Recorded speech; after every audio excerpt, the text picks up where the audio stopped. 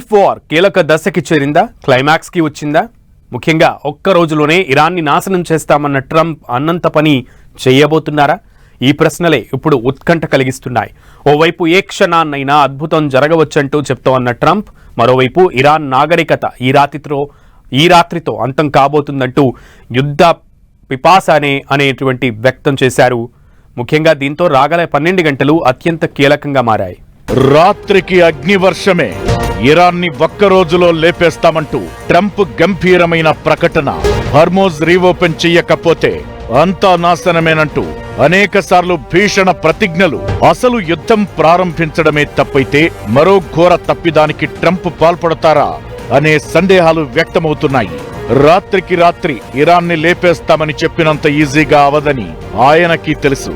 Iran విద్యుత్ ప్లాంట్లు, అణు ప్లాంట్లపై దాడి చేస్తామని దానికి మంగళవారమే గడువంటూ చెప్పడమైతే చెప్పారు. కానీ అదే జరిగితే న్యూక్లియర్ రేడియేషన్ వెలువడటం ఖాయం. అది ఇక ఇరాన్ సహా చుట్టుపక్కల ప్రాంతాలకు ప్రళయాన్ని చూపించే చర్య. అందుకే దానిపైన ట్రంప్ ముందు వెనకాడుతున్నారు. ఇరాన్తో ఒప్పందం కుదురుతున్నట్లు భావిస్తే ట్రంప్ బహుశా దాడులను వాయిదా వేస్తారని, కానీ ఆ నిర్ణయం తీసుకునేది ఆయన మాత్రమేనని ఓ సీనియర్ అధికారి చెప్పినట్లు యాక్సియోస్ సంస్థ ఓ కథనంలో తెలిపింది. ట్రంప్ ఇరాన్ కు మరింత గడువిస్తారనే విషయంలో మరో వాదన వినిపించింది.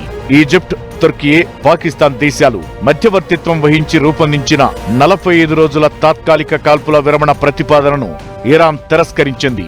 తాత్కాలిక విరామం శత్రువులు తిరిగి బలం పుంజుకోవడానికి మాత్రమే ఉపయోగపడుతుందని, అందుకే తాము అంగీకరించబోమని ఇరాన్ విదేశాంగ శాఖ స్పష్టం చేసింది. దీనికి బదులుగా యుద్ధానికి శాశ్వతంగా ముగింపు పలకాలనే డిమాండ్తో పాటు మొత్తం 10 షరతులతో కూడిన ప్రతిపాదనను పాకిస్తాన్ ద్వారా అమెరికాకు పంపింది. మరోవైపు ఇరాన్లోని రైళ్ల రాకపోకలు లక్ష్యంగా ఇజ్రాయెల్ దాడులు నిర్వహించేందుకు సిద్ధమవుతోంది. ఈ మేరకు ఇరాన్ ప్రజలకు ఇజ్రాయెల్ హెచ్చరికలు జారీ చేసింది. రాబోయే 12 గంటల పాటు రైలు ప్రయాణాలు చేయొద్దని, రైలు మార్గాలకు సమీపంలో ఉండే ప్రజలు దూరంగా వెళ్లిపోవాలని సూచించింది. ఈ మేరకు ఎక్స్ ఖాతాలో ఇజ్రాయెల్ డిఫెన్స్ ఫోర్స్ ఓ పోస్టు పెట్టింది. అంతకి ముందే ట్రంప్ కూడా బ్రిడ్జిలను టార్గెట్ చేస్తామని చెప్పారు.